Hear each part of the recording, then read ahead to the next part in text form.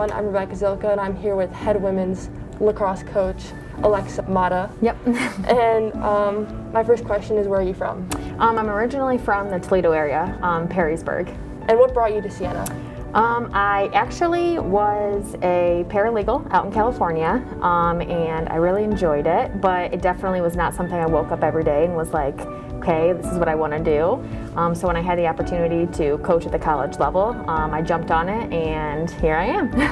And with you being a former lacrosse player, and not to mention a two-time All-American, congrats on that. Thank you. What made you want to start coaching lacrosse?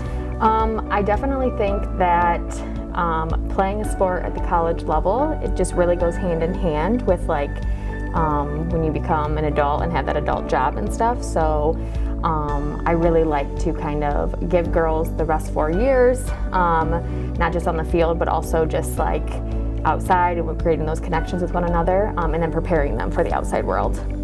In all of your years of playing lacrosse, what has it taught you that you wish to share with your own team? I tell the girls all the time, never take anything for granted. You never know when it's going to truly be the last day you play, especially with COVID last year, and our seniors and everything. And just know that everything you learn from one another and coaches and teams you play really do correlate with the outside world and jobs and bosses and other coworkers you're going to have to work with when you get older. Yeah.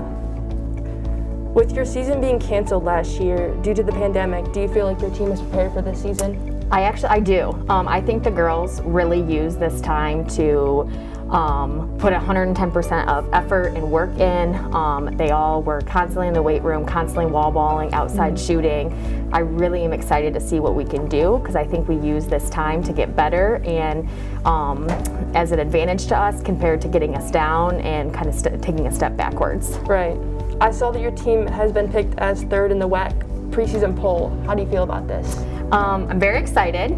It's definitely something that is awesome for the team, but also puts a lot of pressure on us too. So we need to make sure that every single day we treat it as a game day. We go into practice with 110% in every single drill we do, just because that could easily move us, anything can easily move us down during season this year, especially only having 9-10 games with conference games. So we need to make sure that every day we're ready, so we can kind of stay at the top of that list. And what is going to be your team's biggest asset this year?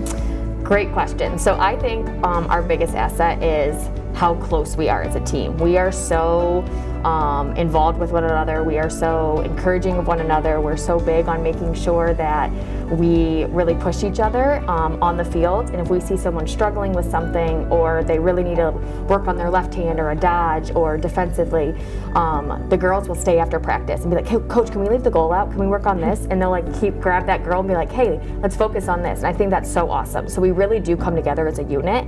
And I think that's going to set us apart when games get tough or we go into overtime games.